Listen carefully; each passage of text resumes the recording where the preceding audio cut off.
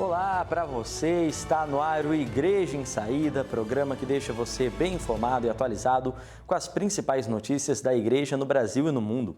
E a gente começa a edição de hoje trazendo notícias direto do CIMI. O Conselho Indigenista Missionário lançou na tarde de ontem o relatório Violência contra os Povos Indígenas no Brasil, dados de 2022. O evento de lançamento ocorreu na sede da CNBB, em Brasília, e contou com a presença de lideranças indígenas e representantes da Conferência Nacional dos Bispos do Brasil e também do CIMI.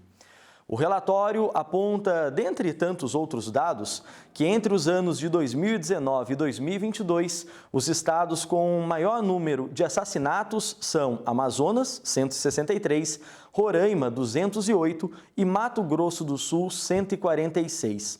Já a mortalidade na infância foram registrados 1.014 casos no Amazonas, 607 em Roraima e 487 no Mato Grosso.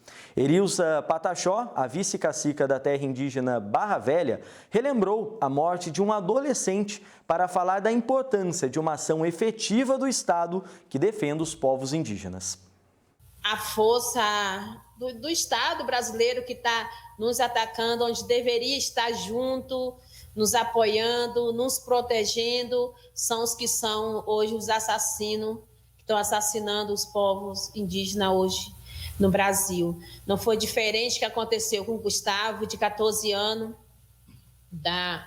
do meu povo, e foi policiais que fizeram isso, 3 policiais, um foi solto e 2 permanecem presos.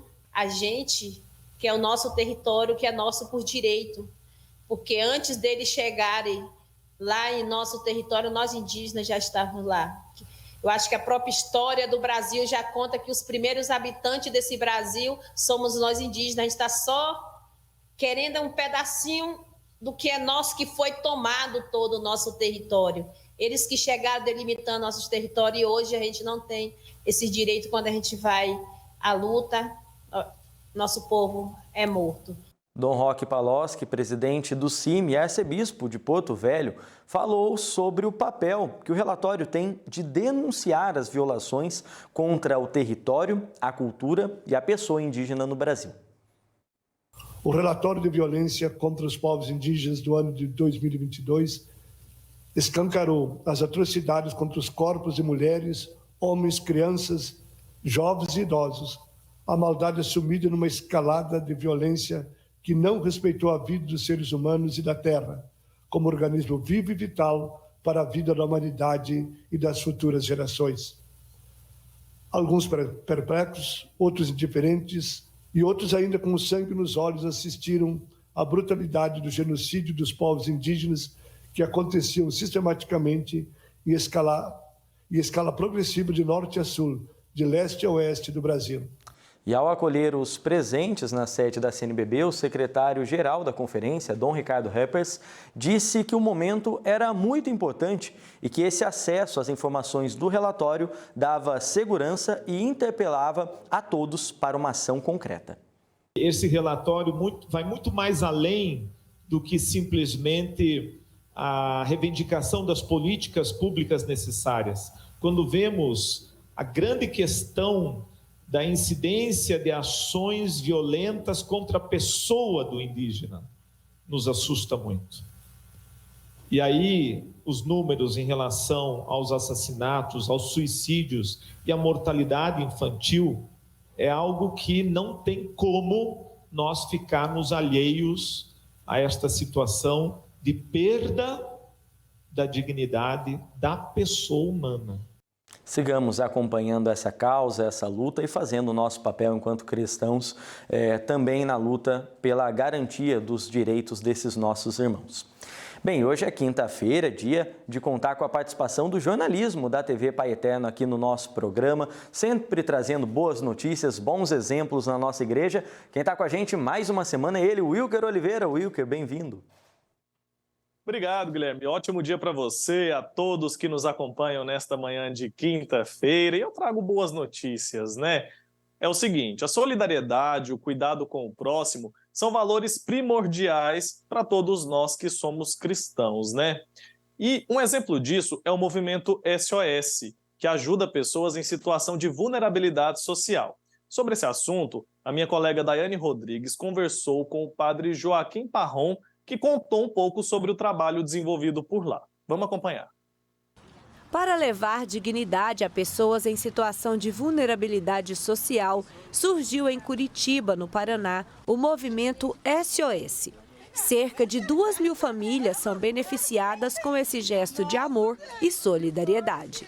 Esse projeto nosso é um trabalho pastoral, mas também humanitário.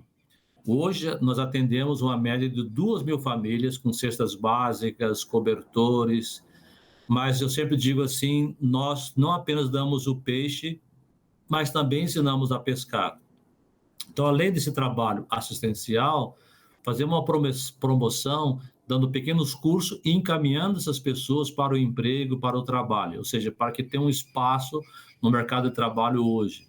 Então, é um trabalho que já tem 4 anos, desde ali do início da pandemia estamos trabalhando em cima disso, e tem gerado muitos frutos. Por exemplo, só numa das vilas, mais de 200 pessoas já foram encaminhadas para o emprego e foram empregados. A missão desse movimento, que surgiu lá em Curitiba, é ser como Jesus nos ensinou, misericordiosos. É o rosto social da igreja, e é interessante que nesse trabalho do Sínodo agora, quando foi feita a pesquisa em Curitiba, assim, o que você mais admira da Igreja Católica? E o do item primeiro foi o trabalho social que a Igreja Católica realiza em Curitiba, em muitas partes do Brasil, do mundo, né? No sentido que, além de levar o pão da palavra, o pão da salvação, o pão da esperança que é em Jesus Cristo, com as bênçãos de Nossa Senhora e o Divino Pai Eterno, levamos também o pão material, porque quem passa fome, de fato, tem pressa, ou seja, é a necessidade urgente e imediata. A proposta é ajudar as pessoas a terem uma vida com dignidade. Por isso, além da missão social com a doação de alimentos, roupas, cobertores, materiais de higiene e limpeza, o movimento promove também a formação de trabalhadores para o mercado de trabalho. A realidade dessas pessoas é bastante diferente daquela que se espera de uma sociedade considerada de primeiro mundo. E o padre Parron testemunha isso por meio do seu chamado para se doar por amor ao próximo. Quando a gente experimenta, de fato, essa situação dos empobrecidos, a cabeça da gente começa a mudar também.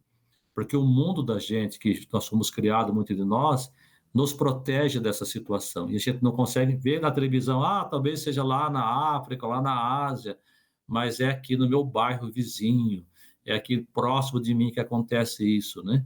E como é que a gente pode, também pela atitude nossa, minha atitude como padre redentorista, como missionário redentorista, despertar em outras pessoas a solidariedade. E que todos nós tenhamos essa sensibilidade, né, Guilherme? Esse sim é um exemplo de uma igreja em saída. Volto com você aí no estúdio. É verdade, Will, que bonito a gente acompanhar essa história, essa iniciativa, esse trabalho que o padre faz. E como ele destacou na reportagem, né, isso provocar esse sentimento em outras pessoas, né? A gente vê esse voluntariado, as pessoas querendo ajudar essa causa, esse trabalho. Acho que isso torna a história ainda mais bonita e mostra, como você disse, um exemplo de uma igreja em saída e uma igreja viva. Obrigado por trazer essa reportagem para a gente. A gente espera a sua participação de novo na semana que vem. Combinado? Combinado. Abraço para você e para todo mundo. Tchau, tchau. Abraço, Wilker. Até lá. E olha, o bispo auxiliar de Brasília e secretário-geral da CNBB, Dom Ricardo Reppers, gravou um vídeo no qual recorda o legado de Dom Geraldo Lírio Rocha e sua contribuição à CNBB e à Igreja no Brasil.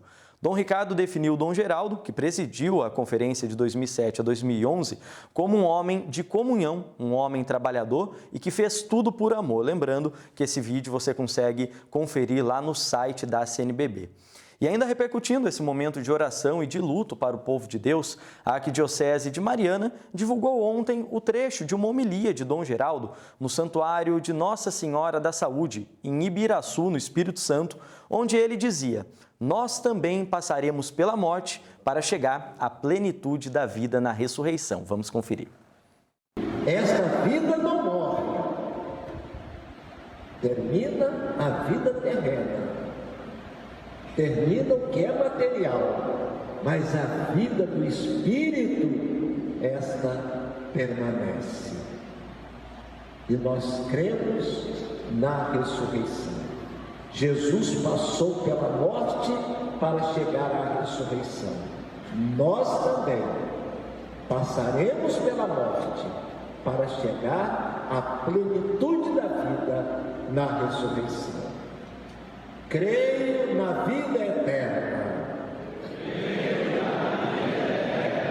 Creio que Jesus Cristo ressuscitou.